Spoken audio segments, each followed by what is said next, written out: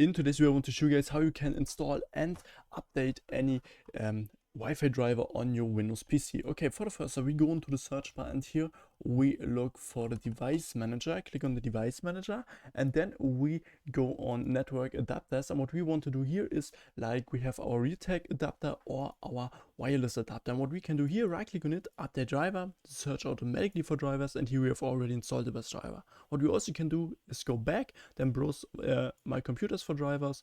Here click on browse, and yeah, here we also have the best driver. What we also can do is here click on browse, and then we can like select our other things like this PC and then this disk, click on OK, and then here it also looks for the best drivers.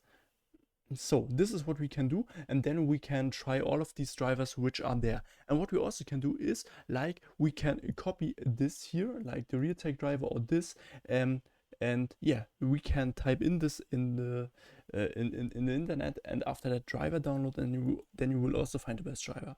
And what we also can do is go into the search bar. Here we look for the control panel, click on the control panel, click on view network status and tasks.